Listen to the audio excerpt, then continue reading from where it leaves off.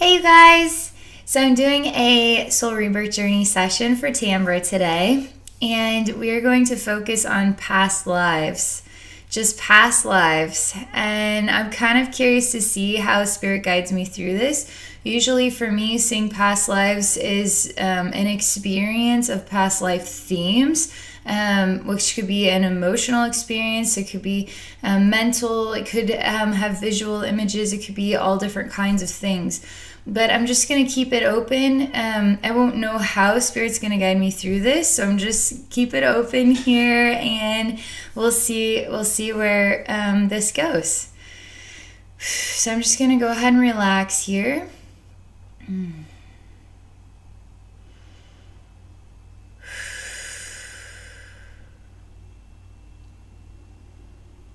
just continuing to relax my energy field. Getting connected with your energy field, Tambra, and higher wisdom.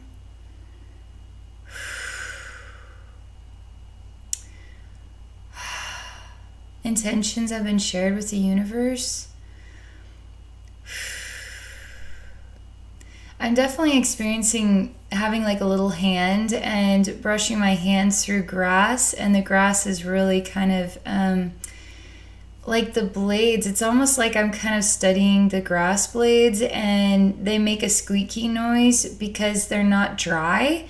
The blades aren't dry. They can have a little bit of moisture to them. So I feel like these grass blades they could make squeaky noises, or I can feel I'm just studying grass blades with a small hand. And I actually find this to be quite a treasure trove, all of these grass blades, and I feel like I could sit here for a long period of time and study the grass blades, just looking at the grass blades and touching every single one and looking at the different heights. Like some could be shorter and longer, and this is more like what could be, you could say it's a mowed grass, because the grass blades aren't crazy long, but they're long enough where you would want to mow the grass now, but they're not out of control long. But I also don't feel like this is a modern lawn or anything. I feel more like I'm a child with the freedom to explore nature. And right now, but I don't feel like I'm very far from home. I'm just simply looking at grass blades near the house kind of thing. But I have all the time in the world. I have all day. And it's not like I'm trying to figure out what to do with my time. I just feel inspired to look at the grass blades right now, and I even feel like, rolling over and just experiencing the warm sun on my skin and just wondering. I just experience what is like wondering, the energy of wondering. There's nothing negative about it. There's nothing really overwhelmingly joyful about it. It's actually a very peaceful experience. It's meditative even. And I feel like I'm a child, like 7 years old. And I'm wondering right now as I lie in the grass, and I can feel the grass on my skin. And it gives me little prickly feelings, and I wonder if there'll be bugs crawling on my skin. But I also take kind of a deep breath and exhale, and I just look up at the sky. But I do feel warm sun, and it feels more like morning time than midday. Like I've just started my adventure for the day, and this is what I feel like doing right now. The heart is longing for times like these, times to just feel peaceful. Times where you wonder about things in a place where you feel like you have the freedom to just follow your instinctive nature, to explore even the simple things, and to find even the simple things to be extraordinary. And there's no sense of time at all. And that life could truly be this simple and this peaceful.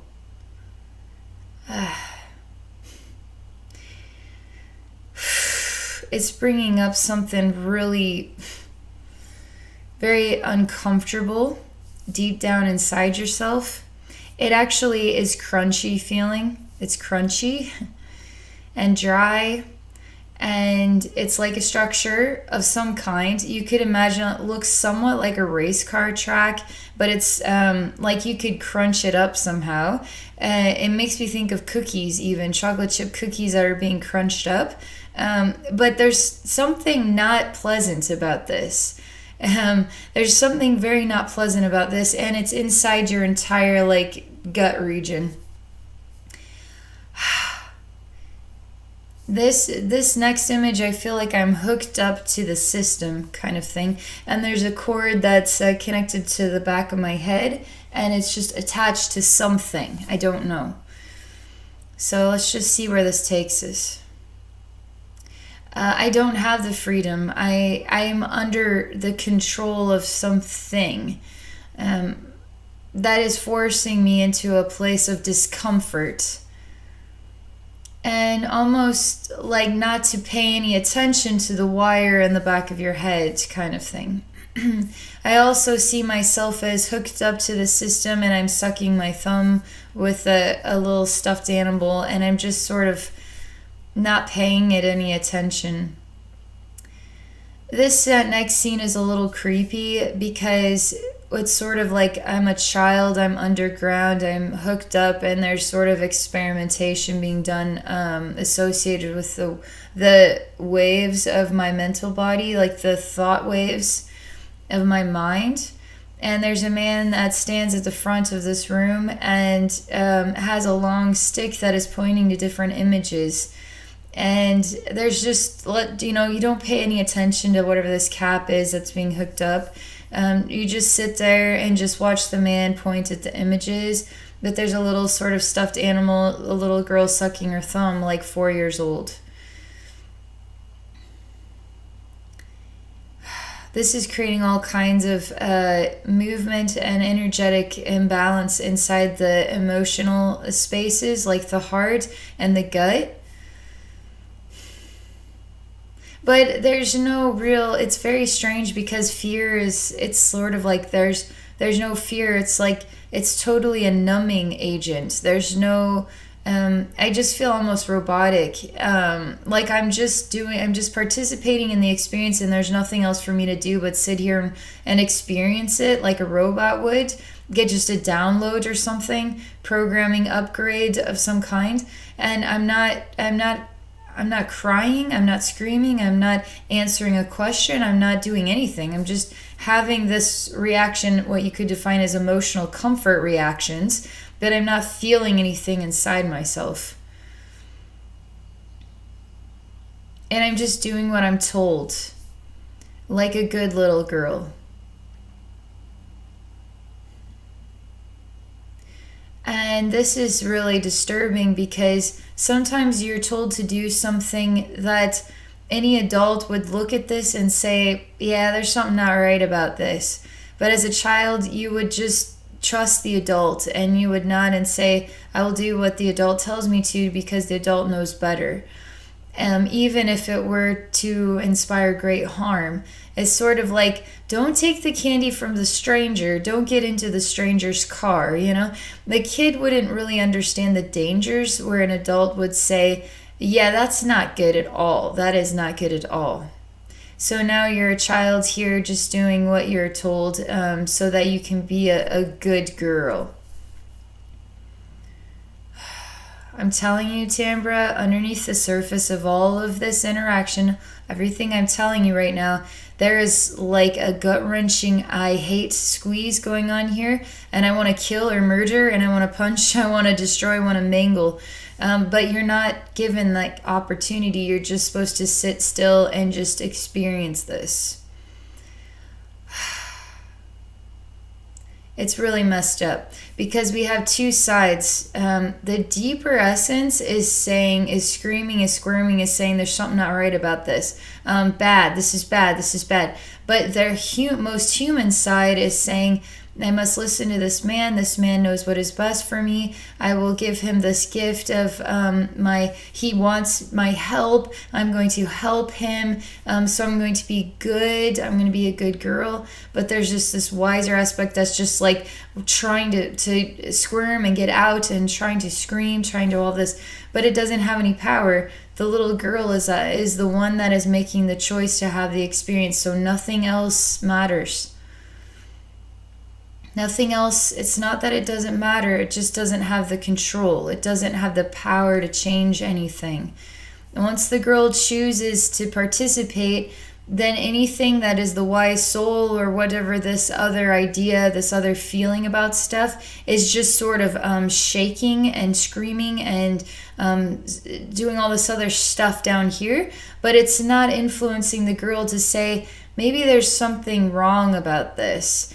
She might notice that something inside herself is asking questions, but she doesn't have the logic or the intelligence, or she doesn't have the know-how, she doesn't have the years on her to have a clue what to make of that feeling inside of herself.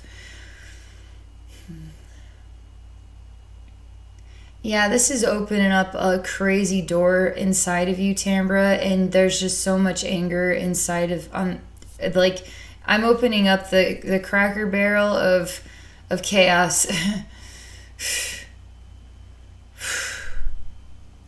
It makes me feel uncomfortable, makes me feel like my head is starting to get like a burning sensation.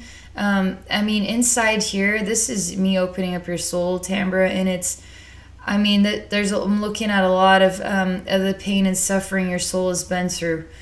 I don't even know how to begin because it just looks like a barrel that's on its side. There's a little door that I just open up and it's all black goo. There's poison and acid and all this other stuff in here, and it hurts really, really badly, okay? It's stuff that your soul has endured along the journey that's hurt really, really, really bad. Does it look exactly like this picture? Or does it feel like this picture? Does this picture represent something that is a bigger picture? So we just have to continue to explore this, but it's creating a lot of response from your soul.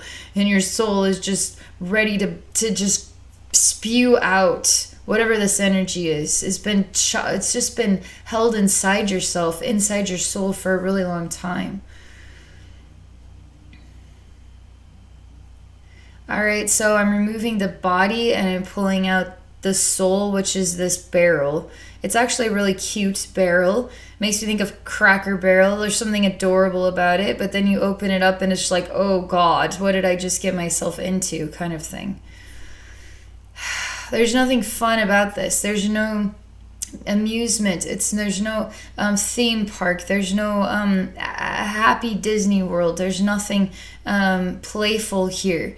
It looks good on the outside. On the inside, don't even want to touch that, whatever that is. Could even poison you, kill you, destroy you. Everything's relaxing, calming down. Okay, I'm starting to see a new scene, and this also has to do with your soul feels pulled apart.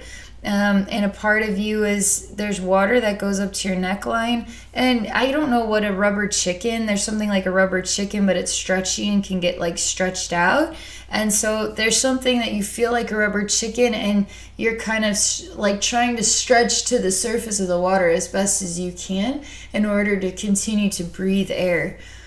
It's weird. You could imagine like a weird contraption where somebody wanted to toy with you and like mess with you.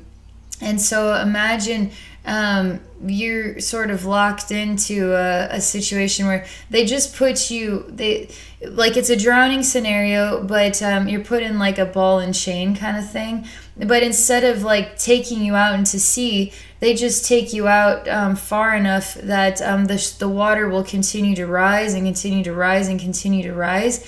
And you might survive, but once it gets to a certain point, you're going to have to really try. You're going to have to try and try and try. And it seems like you're trying to keep your head above water in order to survive. And so you're constantly trying to prevent death from happening. But the reality is, how is this whole contraption, this whole situation? I mean, it's not that complicated.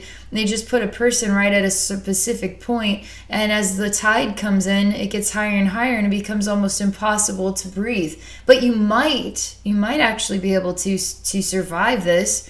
But what's the point? Because how are you ever going to get yourself out of it? Eventually, you're going to starve to death, you're going to thirst to death, you're going to something, even if you could survive this, there's something else is going to happen. If you don't drown, something else is going to kill you.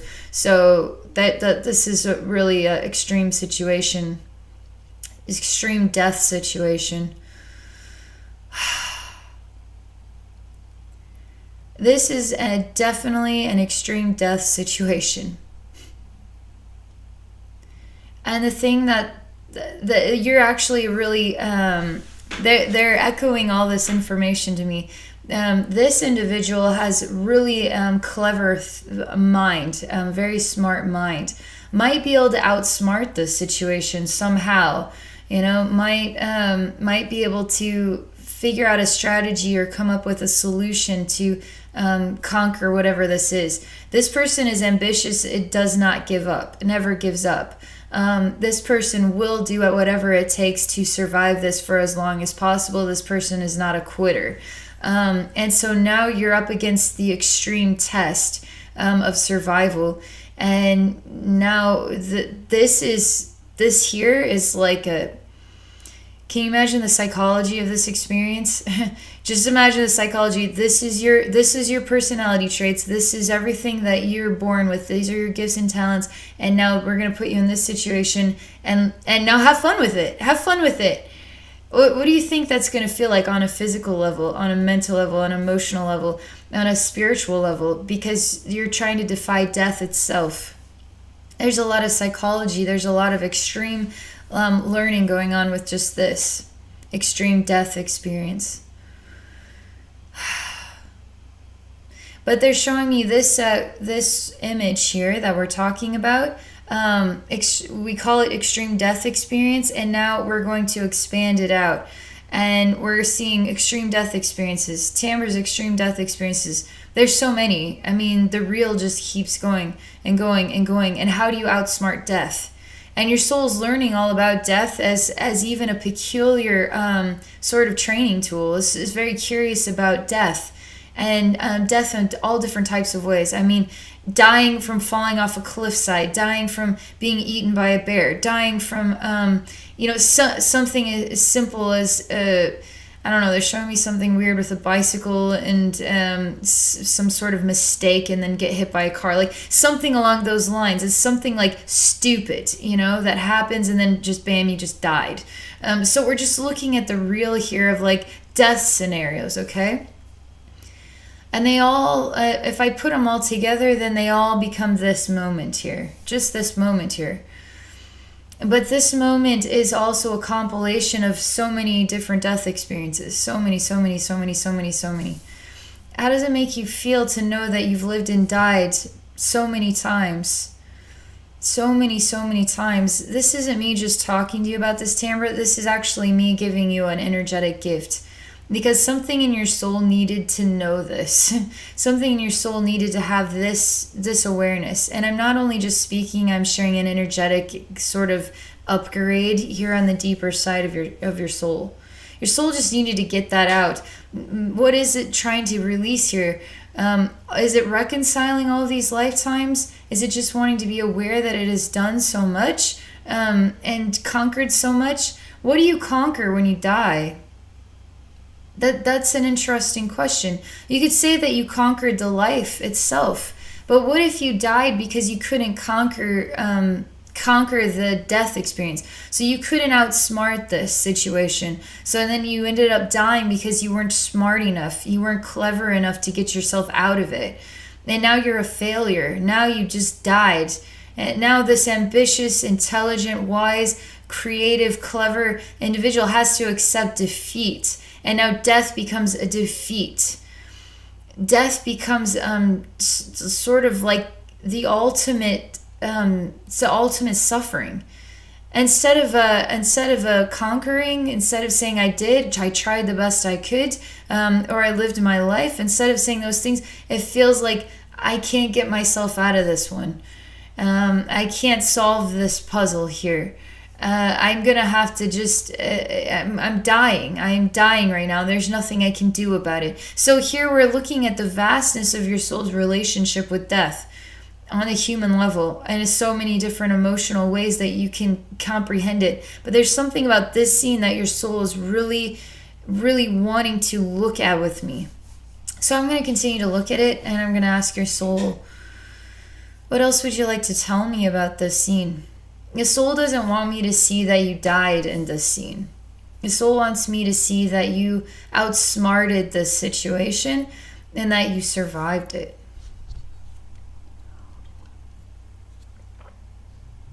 For me, it's sort of like, you know what? I find you, soul, to be more courageous when you don't win, when you're a failure or a loser, because that's the illusion that you're working with here.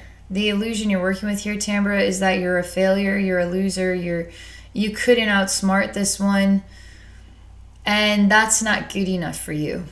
Well, I'm telling your soul that I'm not going to just get you out of this one, because what you really need to work on is just loving yourself. You just try the best you can. I'm telling the soul, you need to die in this experience, and you need to let go of this and move on, because you need to let go of this one and you need to move on. And the soul is so mad at me. The soul is shaking the head. It's like, ah! Like there's like a soul scream noise, and I could not replicate it in real life. But you could imagine it as shattering, breaking sound. It's unbelievably high pitched. And it's doing this. It's like using hand gestures, like ah! But it's just like a piercing noise that's shattering as well. And it doesn't make a sound. It makes an experience, okay? It hates me. It hates me for this. It's my fault. It's all my fault. And I just showed up, you know. I just came by. I just stopping by, and now we have somebody to blame. That's not ourselves needing to just let go of this experience. By the way, you're not that type of person, but soul is the deeper part of your soul is trying to reconcile this one. It's doing a lot of it. It's like pulling all these different responses in order to find a way to not die here. And it hates that I could get you out of this and I won't do it. It's mad at me for that, because I could just cut this. I could just energetically, bam, it's done, and I move you to safe ground. Wait, let me ask you, Tambra, what do you want me to do? I'm not going to talk to the soul part of you. I'm going to talk to your consciousness, okay? I'm just going to say, okay, Tambra, I want you to tell me, did you want me to get you out of this scene? It's not really for me to decide. Let's ask you, did you want me to get you out of this? Do you want to survive this thing? Or do you want to learn what it is like to just love yourself for feeling defeated? You have everything going for you, but you can't beat death, because even if you survive this thing, you're gonna die someday anyway, whether it's here or somewhere else.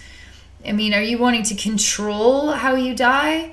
I mean, is that what this soul is wanting, to control how it is dying, and not to be forced into a predicament and then have to solve the puzzle, and it's not going to give up? It will survive this thing. It will win. It will beat this thing.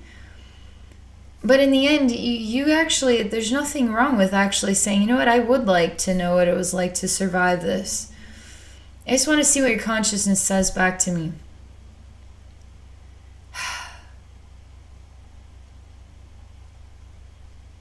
Oh, the water's turning black. All the water's turning into like kind of a dark or evil spirit. There's something very morbid, and as the water moves backward, it's actually moving away from me, like it's pushing itself away from me. And underneath the water, this blanket of water, are all these dead bodies, like all these people that had a shackle and a ball tied to their leg, and they were thrown off of a cliffside, and every single one was given the opportunity to try to survive. And then that's how you would get out of prison. If you wanted out of this prison, we're going to give you the ultimate test. All you have to do is overcome the tide. Just find a way to move yourself away from the tide. But I mean, there's really no shoreline here. I don't know how you're going to get out of this one. Anyway, there's like thousands of people that weren't able to outsmart this. And you're sure that you could be the one to do it. And the black water moves back, and it turns into what is a very sinister man who thinks this is really funny, watching the souls try to defy death, and the emotional, the mental, the psychological struggles they endure, the spiritual struggles, because the soul is struggling inside of itself, and the physical struggle as well. And so there's a sinister energy associated with every one of these souls. Became a collective, and they all fall into his trap, sort of thing. And he finds this very funny, very amusing. I just see all these skeletons, all these dead bodies down here. And I see you saying, I don't want to be one of these. I don't want to be one of them.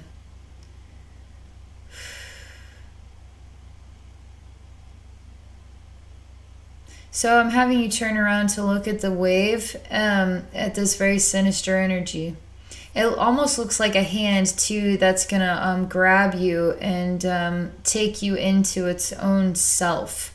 So you'll be sort of captured and consumed by some sort of other soul that now possesses you. And you don't have your soul, you don't have the freedom to go to heaven. Because now your soul is possessed by another soul. So this part of your soul is in some other soul's spiritual atmosphere, kind of thing. And so weren't able to be free to go into heaven. Is kind of what it's like.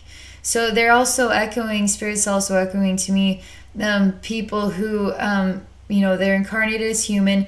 They have a role to go into a burial chamber to be a certain spiritual role. And so now they're sort of giving an eternal service to another soul. How does that soul ever stop giving an eternal service to another soul?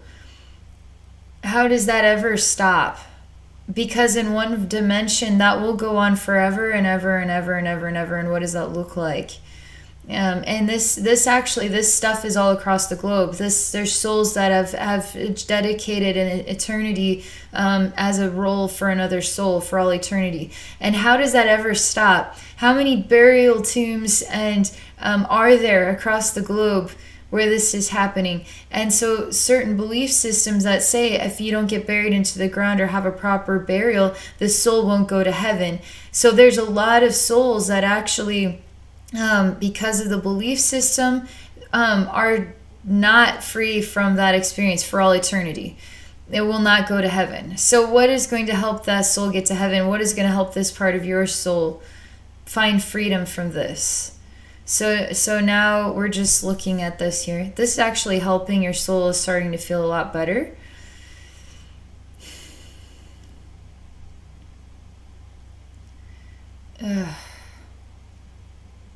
Some sort of black doorway deep down inside of this sort of wave, this sort of sinister ocean man. But for me, it's sort of like, well, I could go down there. But again, nobody needs to. I mean, you aren't failing here. You're just giving it a shot. You're making a choice and seeing what happens. If you die, then that's it. You're free to leave. You're free to go to heaven. But somehow your soul says, I'm not. For some reason, your soul says, if I don't figure out how to get out of this, I will be lost to the ocean. I will be lost to the ocean forever. So I need you to help me find freedom. Otherwise, I'll remain in the heart of this ocean, this evil, sinister ocean. And it's actually a man. Is it the whole ocean, or is it just a part of a reflection of a sinister ocean?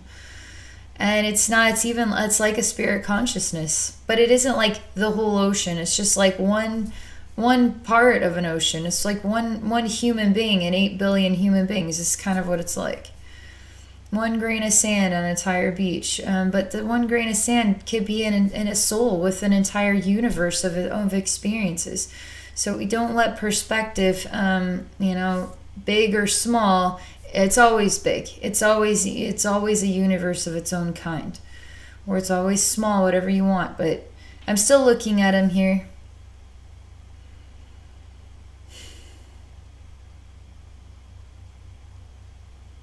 I'm looking at all this dead bodies because the waves have pulled back, so I can see what's underneath the carpet. What's underneath the ocean is all of this death.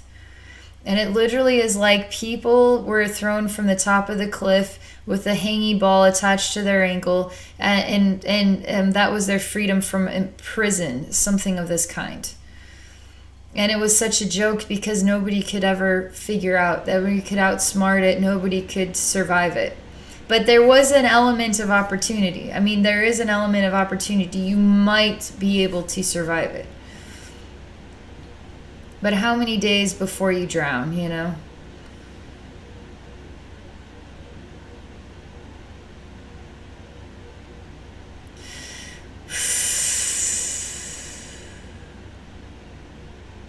I say, okay, I'll go into this doorway.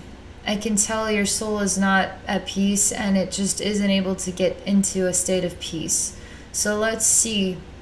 Are you going to acknowledge then that you died here and a part of you now is trapped inside of this spirit? Is that what you're telling me? You don't want to acknowledge that you died. You insist that you survived. But yet you're still pointing at that sinister energy.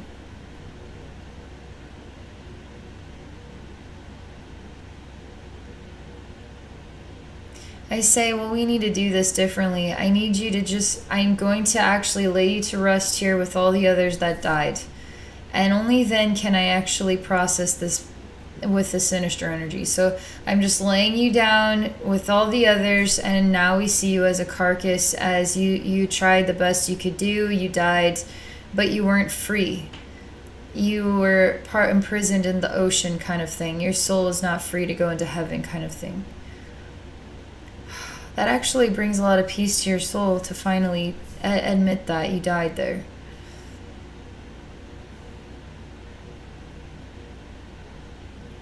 It's hard. We're going in somewhere where your soul is shaking and in agony.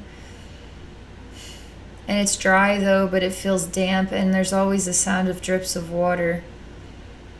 And it's cold and clammy feeling. And it never feels warm.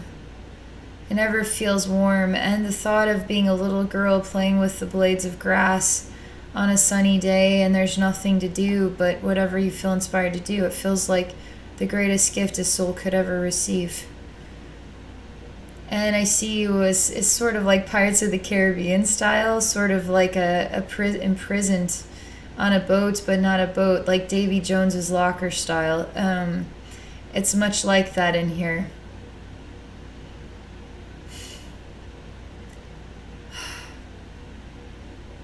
You're really tough, you're really strong, and you that's kind of an ego in its own right. Because you don't lose, you don't fail. You always survive. And even here, you are emanating that I'm a survivor, and it's always feeling like scrunched. It always feels like suffering. It always feels like that. And you're always trying to express strength, inner strength and courage, no matter how awful it feels. But you haven't come to realize that you don't need to endure this bitterness, this hardship. You don't have to. You're free from it. You can just let go. You can just come into happiness now. You can let go. I give you permission to let go of having to be so strong all the time. I'm actually giving you permission. So I give you permission to let go of having to be so strong all the time, and now just let go. And your soul now can find freedom in the light and the love, the source energy. It's interesting because we don't realize how dimensional, infinitely dimensional. Even past lives are dimensional things. And we're one human being experiencing such vast dimensions of soul experiences that are just so vast, so vast. Even this lifetime, we're looking at the extreme death experience. But then we take this one lifetime and then we open it up and look at the real of extreme death experiences, and then we put it all back. But we have all these dimensions of experience from all these other lifetimes that are happening all simultaneously, and giving this one soul the strength, the courage, the ambition, all these talents and gifts in this lifetime to overcome this experience. But what about just accepting the experience for what it is? Accepting there's no such thing as failure, it's an illusion. Accepting freedom can sometimes be death too. Accepting that you have the freedom to feel heaven. You have the freedom. It's integrating into this lifetime that is inspiring you to have to be so smart and so ambitious and so clever and so all these things and so strong all the time, because you still feel lost to Davy Jones's locker, still trying to conquer that extreme death experience. You're not letting go. And if you could just let go, you find that life is really simple, and that it can be as simple as being a little girl just looking at the grass blades for hours with nothing else to do, and that's totally a content experience. And just lying down and wondering while the sunlight warms your skin. You don't have to be strong all the time. You can actually relax too.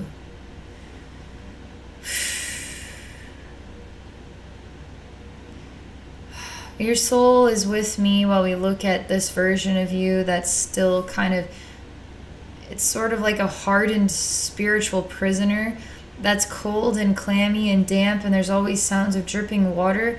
There's all these other shadowy figures, but it's just that's life. That's being in prison. It feels like you are in prison, but instead of a physical prison, it's a spiritual one. And you're always still working with ego in order to be stronger than the pain and the suffering of the experience. And in a weird way, you numb off the reality that you can let go of being like this, and you can just be happy.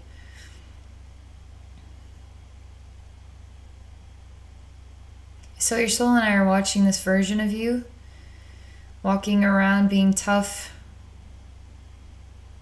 and you're inside this sinister man's heart, basically.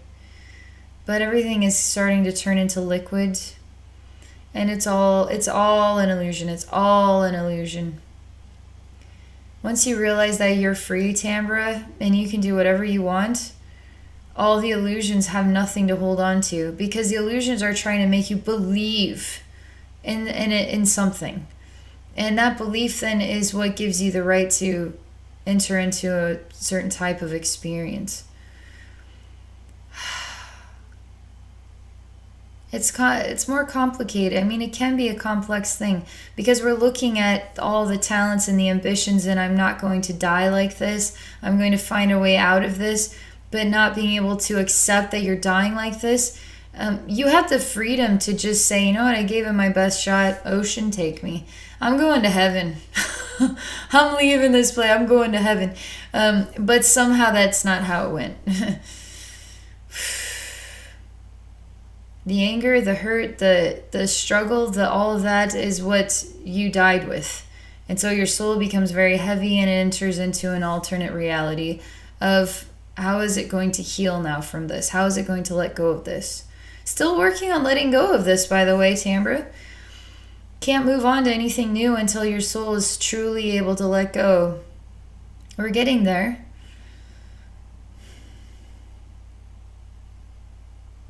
It is getting easier because, again, everything's turning into water, but it's still kind of grim looking. It's still there's some solidity to it. I encourage your soul to go talk to yourself.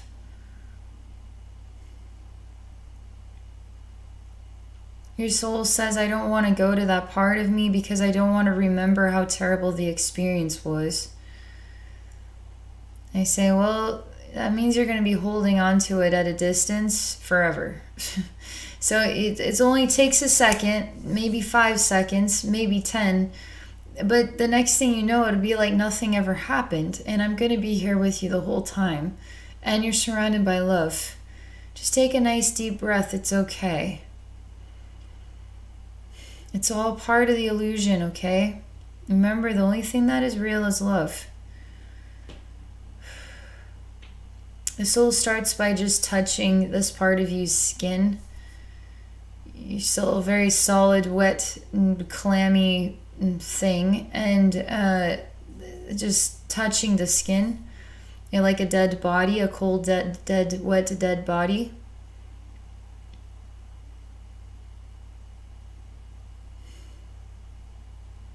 The soul takes a deep breath like it's going underwater and enters into this other part of yourself. And the experience is, I can't breathe and I'm drowning. And it actually, it's awful around the nose for some reason. I feel something awful around the nose. And pressure around the eyes and the head. And it's still happening. There's bubbles. There's something weird about pressure around the ears too. And it feels like the head's going to explode. And there's blood pouring out the eyes now. And there's literally like it's wanting to cry and scream all at the same time, and you're basically blowing up from the inside out.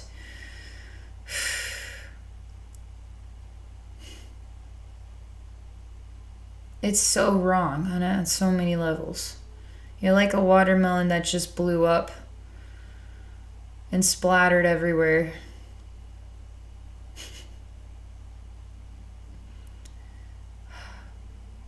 Your soul is crying and crying and crying and crying and crying. And the soul is trying to pick up the pieces of itself and it can't do it. It's trying to put itself together again and it can't ever put itself together again, and it feels lost.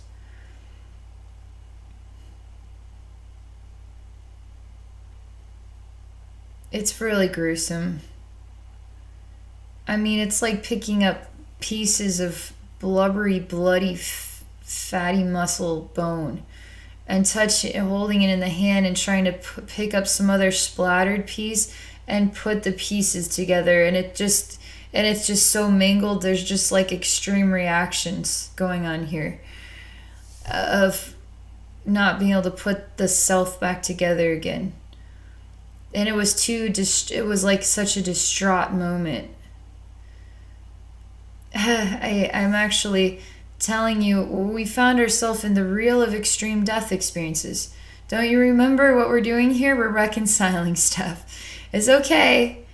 You don't have to try and put yourself back together again. We're looking at the real of extreme death, okay?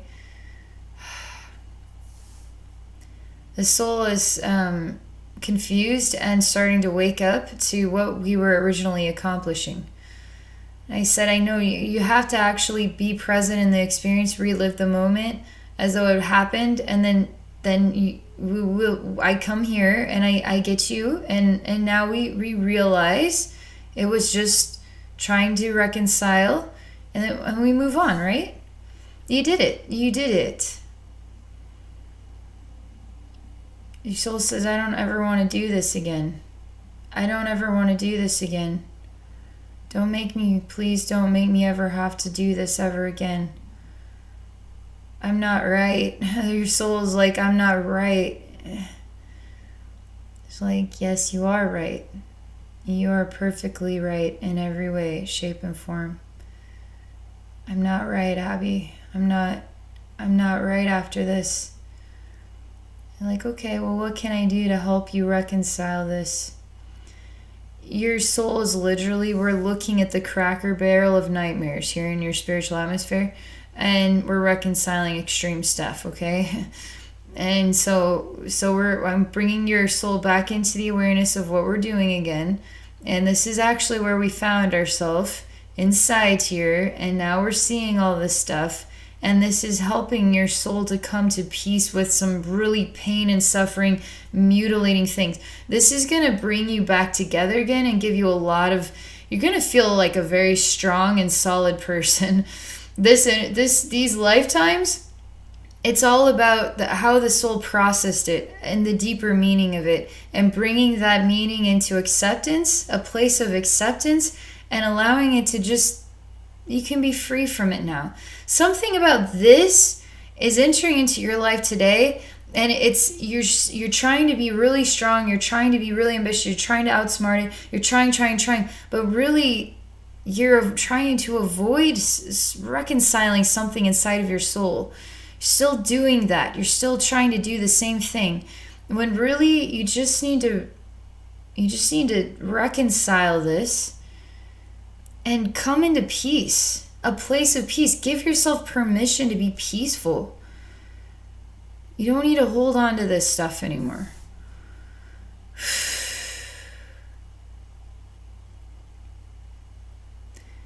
Okay, there's another gruesome, this is another, like, I lost my mind, and I'm starving to death. I'm just going to describe the picture. It's very zombie-esque. You're sitting in a prison cell in a dark dungeon, and you're taking your hand and you're digging it into your own flesh, and you're ripping out your intestines and you're eating them. So you're eating yourself alive. So is this a real past life, or did it feel like this? Okay, so we're just exploring the extremes here, and this is the extreme experience. So I'm gonna continue to move through it. Okay. You're continuing to eat your own flesh, much like a starving zombie, and you continue to have more flesh. You're just eating yourself alive, and you keep doing this over and over again, and you're not going to stop. And you insist that you're not able to, you've been in this prison for a long time, but there's nobody here but you. There is nobody in this prison but you. You're the one in this prison. You're the one that put yourself in this prison. You're the one that shut the door. You're the one that created the stories. You're the one that said all of this stuff that's not real. You put yourself into the extreme situation, and you don't need to anymore. It's time to stop doing that to yourself. No more extreme situations. You're creating them. You're just putting more and more and more and more and more reason why, like creating extreme things so you can conquer it. It's like, how many extreme situations do you want to create in your life to prove that you will survive this one, and you can survive this one, and you can survive this one, in order to give yourself permission to say you survived that one time that you actually didn't survive it. So you're going to survive all these other extreme human life experiences in order to say, I can do it. It's just you don't need to prove anything to anybody. You don't even need to prove it to yourself. It's done. We're done with this.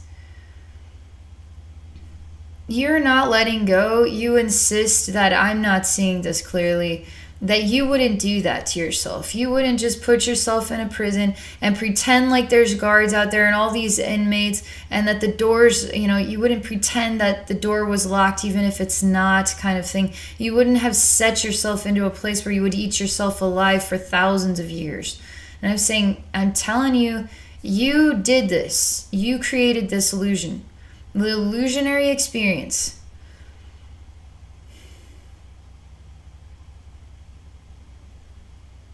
Now I'm starting to see this image turning into what is a young man. He looks like a buccaneer, and he's falling asleep in like a dungeon-esque with rats running around, dungeon-esque sort of prison space. The fly. There's a fly around me right now. Okay.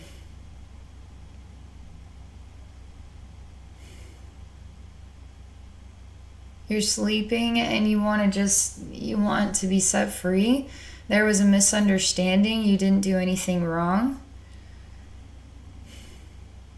There's another person thrown into the prison with you. You're kind of getting up because you've fallen asleep, so you're waking up to talk to this person. You're not really bothered by dirt or rats running around or sleeping on a rock floor. I mean, you don't want to be in here, but you're not like a... I mean, you're a weathered person. You could handle this. It's fine. It's not that bad kind of thing. You just want to get the situation resolved. This man is not really this man's mental state is not, like, you can't really talk to this person.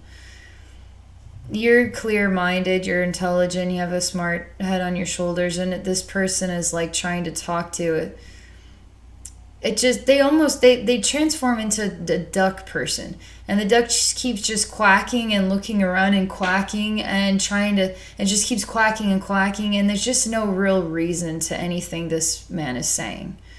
So you're just sort of like, I guess I'll keep to myself then, and you're just going to wait for the judge and jury basically to decide when you can be set free. But it seems like you are forgotten about, and you just find yourself continually waiting and waiting and waiting and waiting and waiting and waiting and waiting, and you're just rotting away. And then it's like you die, but you never really die. You just keep rotting and rotting and rotting and rotting and rotting and rotting.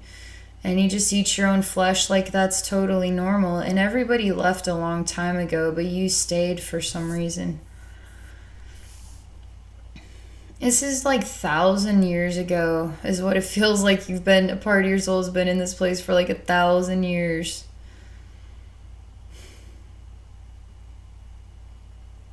And you don't relate to me telling you that you're free to leave the prison now.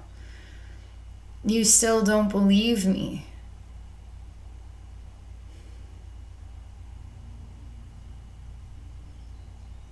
You're actually mad at me for lying to you and giving you a false hope.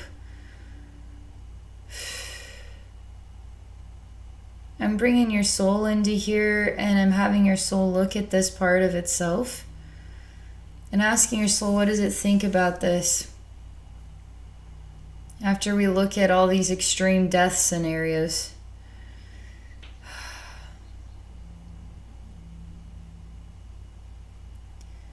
It finds this part of itself to be too flaky or too like much of a pushover. This part of you deserved to go into prison. You weren't strong enough or tough enough. And even kicks you while you're down, eating your own flesh. It's just like, doesn't care about you. It feels like you should just be in here to rot. That's your worth and value, is just to rot away. It doesn't matter. I don't really want this part of myself back. It's like, yeah, that tells me you really need this part of yourself back, because you're not valuing, you're too hard on yourself. I mean, you're way too hard on yourself.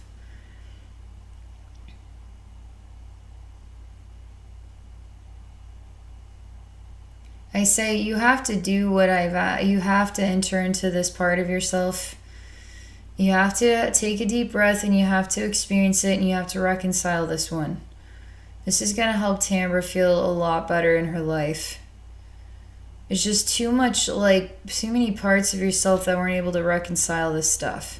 Still trying to be tough and strong, and a part of you is actually creating way too many life challenges in order to prove that you survived this one, and you survived this one, and you survived this one.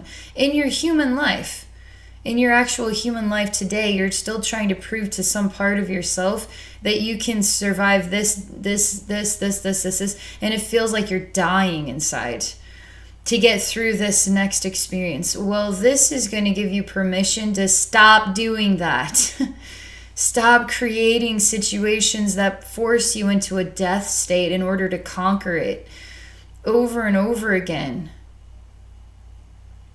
Yeah, your soul is just so mad at this part of you, this zombie-esque part of you, so mad, doesn't want to enter into it.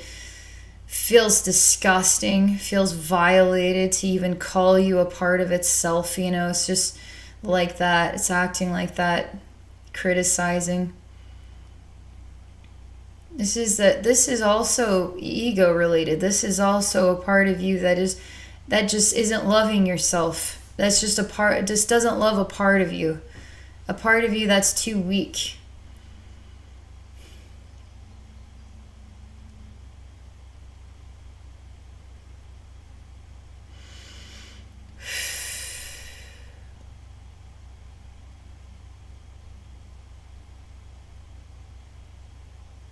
You're starting to look more and more like a man made out of scrambled eggs.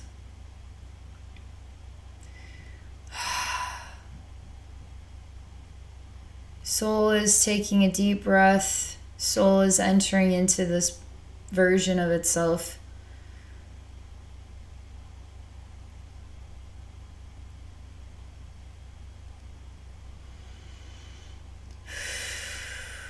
The experience is patiently waiting. Patiently waiting. Patiently waiting. I'm not sure why you're not saying anything. I mean, it's just like you're forced to patiently wait for a very long time. You're never able to leave, actually. There's something weird about a little girl that comes in to visit you and tries to hand you a stuffed animal. But you can't look her in the eye and you can't talk to her and you just want to become part of the wall. She fades away and you're still there. You just can't cope with this. You can't. Another emotional, psychological struggle here in its own right. You're not able to cope with the reality. What could be like a child that you'll never see again, and because of the circumstances, you just don't ever want to see the child again. You'd rather they just be kind of like you're dead, so that way they can move on with their life. Because it just hurts too much. It just hurts too much. There's not a lot of understanding of what happened, but you'll never get free from here. And it's odd, but even dying in here, I've seen this before with people who die in prison. They never leave prison. The part of their soul remains in prison forever. And because they became so adjusted to this is what it's like to be free. Because all of our lives, this is what it's like to be free. We're the ones that create the illusions of imprisonment. Whether we're free, actually free to buy whatever we want, go wherever we want, do whatever we want, we're still prisoned to our emotions, to our thoughts, to our beliefs, to our everything else. To the way people might judge us, might misunderstand us. We don't want to express ourselves fully for who we are, you know.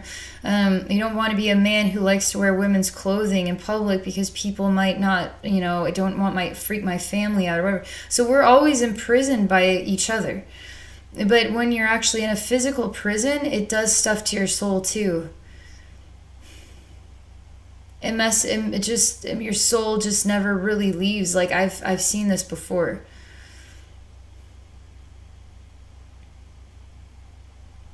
Because it hasn't reconciled the reality. It hasn't reconciled the experience. It doesn't feel free. It became branded with the idea, the belief that it will never be free. It will die in prison. And part of the soul then dies in prison and stays there. It's like you could walk through a prison, an old prison, and then it's haunted. Well, why is it haunted? There's a lot of souls not reconciled in there. And this is a part of your soul too. The thing is, this one soul that had to enter into that didn't want to relive what it feels like eternity.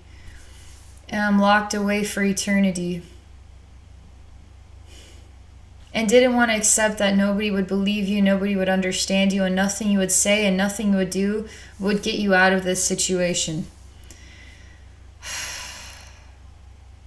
And you're going to die in this situation, and that's not good enough. But that's what happens sometimes. with extreme death experiences.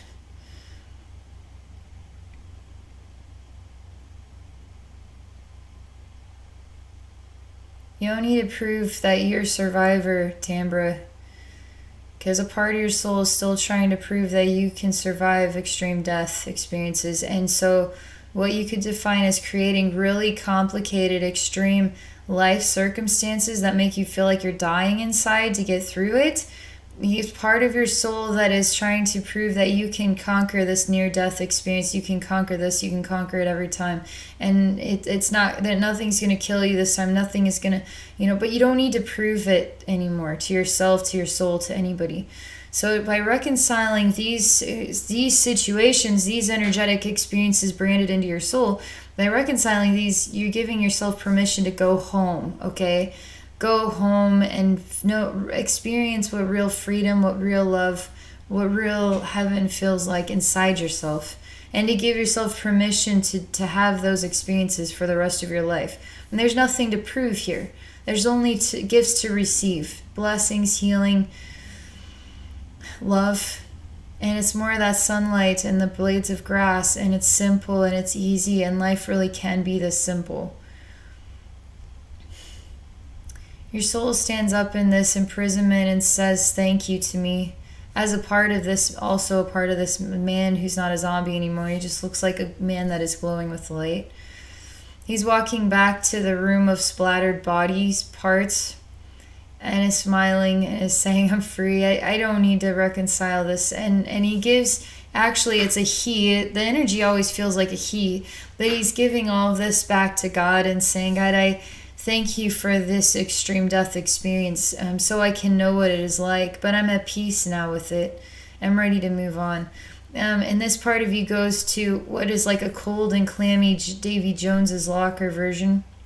Really strong man, type of man, really smart, clever thinker, like street smart, but really just intelligent though too. Clever and very clever thinker.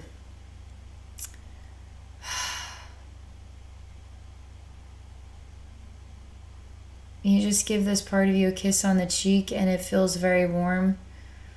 And you're both walking to the scene with the cliffside and the ball and chain kind of thing and the extreme death experience here. Everybody else is gone and the ocean is back into a balance with peace and you're not a part of the ocean anymore. Your soul realizes it's not a part of the body either. It's not a part of the experience.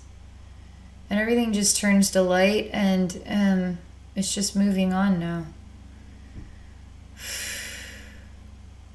I'm going to the girl with the weird hat on being told what to do, and she's always being a good girl, although something inside her soul is saying not to do, there's something not right here, but she doesn't have the means to understand it.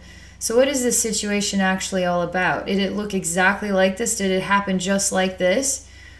Or was there something that you were asked to do repeatedly and you always were wanting to be a good girl, so you always did it? All the while you're having to shut down parts of yourself in order to have that experience to be defined as good. And it's actually nothing good is that happening here. There's nothing good about this. Another extreme experience. But this is strange because it creates what is robotic behaviors. It numbs the emotions and just allows for the processing of directions. Just do what this man says and then you'll be a good girl. Just keep doing what this man says and then you'll be a good girl. Just keep doing what this man says and then you'll be a good girl. All the while you're sucking your thumb holding this, but you're much like a robot. But some part of you still has the memory of what normal childlike emotions are. So these are like comfort behaviors, but you're more like a programmable being than a human being. Over and over again, just do what he says and you'll be a good girl. Do what he says, you'll be a good girl. And that's just constantly echoing in here. And I'm telling you to just do what you got to follow your heart now. I'm just disconnecting the cord here and I'm just taking this helmet off, it sort of puts you in a hypnosis, like a weird trance state. And there's something also connected to the third eye, so I'm just pulling that out of the third eye. And it's like you're starting to wake up and you're starting to feel like yourself again. You don't feel like a robot at all. And you're asking yourself, why am I sucking my thumb and holding this? What is going on? You're looking at this man who's starting to turn into a cardboard cutout. And again, it's another version of a prison cell. And you're trapped inside of it. But all the parts of you that have reconciled these death experiences, their energy is coming back into you and it's filling you with light. And it's transforming your mental body perceptions of your worth and value and where you exist vibrationally. And it's activating that, and now you're able to actually like just go in between the physical density. You're actually going through the walls here. You're actually going upwards through the ceiling. And you're leaving that place behind. Whatever that's about, I don't have a clue. That's how it shows itself to me. That's the best I can understand it. But it is healing your soul big time.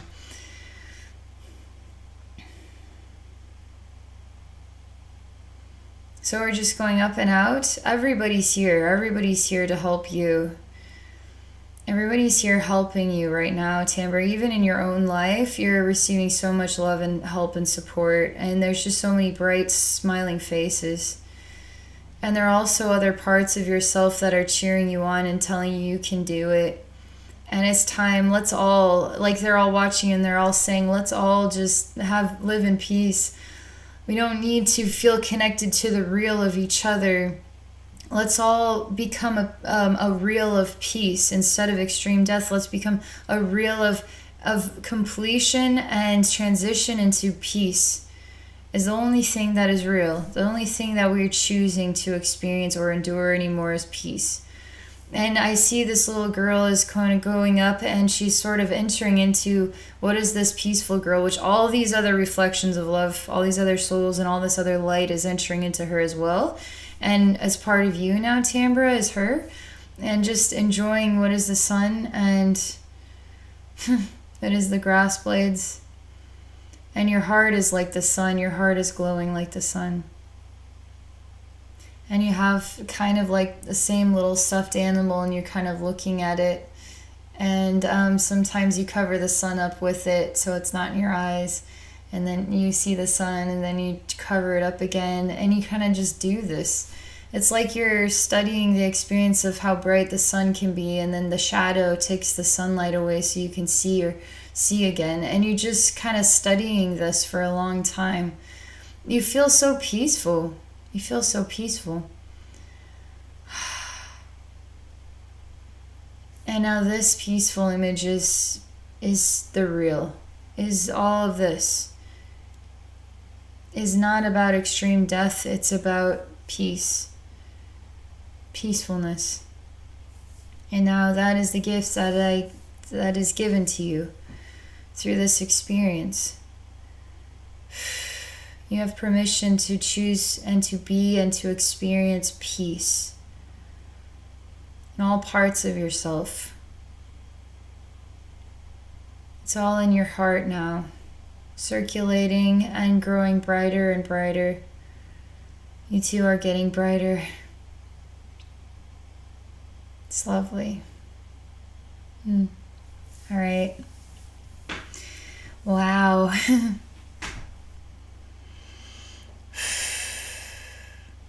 I'm just disconnecting here from your spiritual atmosphere, so I'm just coming back into myself here.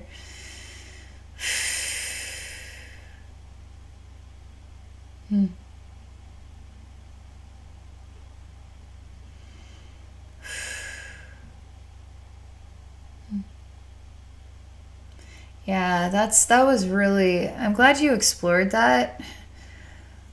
That's going to give you a total new edge, new boost, new way of processing life. Like, it's really crazy how we don't realize how our personality or how we're inspired to manifest certain experiences in our lives.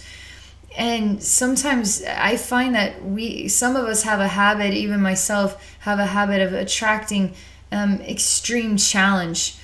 And the more I do this work, I'm starting to realize that I need to give myself permission to be at peace. I don't have to prove myself to anybody. I don't have to prove myself to my own soul. I don't have to choose to endure life experiences of this kind. And the more that I choose peacefulness, the more that I choose heaven, the more I choose home, the more disconnected from that I become. And I'm allowing those parts of my soul to rest and just come into peace with themselves and with the lifetimes as I too become in peace with it. And it's a process, but this energy work alone is going to give you a really peaceful sensation and like a fresh new start feeling in your life. It's going to feel like that. Like you can move forward with a different level of understanding about yourself, what you're choosing to attract without realizing it on a level, and knowing that it's okay to be peaceful now. It's okay to focus on that moving forward. So, all right, Tamara, thank you so much for this experience. Thank you for sharing this openly for others too. There's so much we can learn from this. And for those of you watching, if you're interested in exploring a psychic session with me, please visit me at my website at abbeynormalswisdomquest.com. Thank you all for watching, and I wish you all a wonderful day.